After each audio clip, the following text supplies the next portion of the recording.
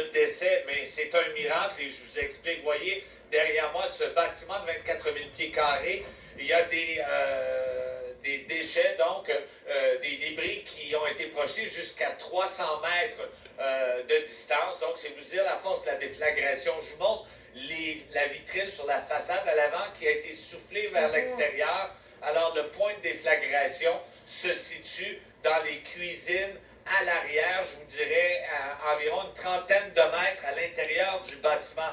J'ai d'ailleurs parlé à un homme dont la conjointe travaillait chez Naturellement Pasta ce matin, était à l'intérieur avec une dizaine d'autres de travailleurs parce que le bâtiment regroupe environ 14 mini-entreprises. Sa conjointe, par la force de l'explosion, a été soufflée jusque dans les vitres à l'avant. Il était inquiet parce qu'il ne pouvait se rendre à l'hôpital, n'était pas au courant justement de l'étendue de ses blessures. On va entendre quelques témoignages de gens qui ont été des témoins à l'intérieur.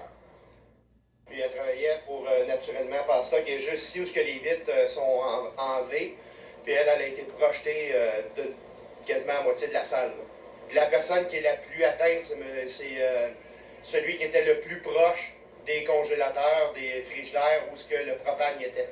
J'ai entendu l'explosion, j'ai eu le plafond collé, le mur, les équipements, les tables. À un moment donné, on sentait une petite odeur de gaz dans les corridors. Environ 10 minutes plus tard, 10-15 minutes, à un moment donné, ça a explosé, là.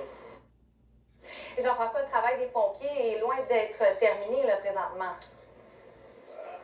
Effectivement, le boulevard Bourque va demeurer fermé à la circulation pour toute la journée. Vous le voyez derrière moi, il y a encore des flammes qui sortent de la toiture du bâtiment. Pour l'instant, c'était trop instable qu'on s'y aventure. Il y a des pelles mécaniques qui s'occupent de détruire une partie du bâtiment. Et pour la cause, il faudra attendre l'enquête. Vous allez entendre le chef du service de protection contre les incendies. Selon nos informations, tout le monde a été évacué. Donc, c'est pour ça qu'on prend une deuxième précaution envers nos employés pour personne se mettre en danger par rapport à des chutes potentielles du bâtiment.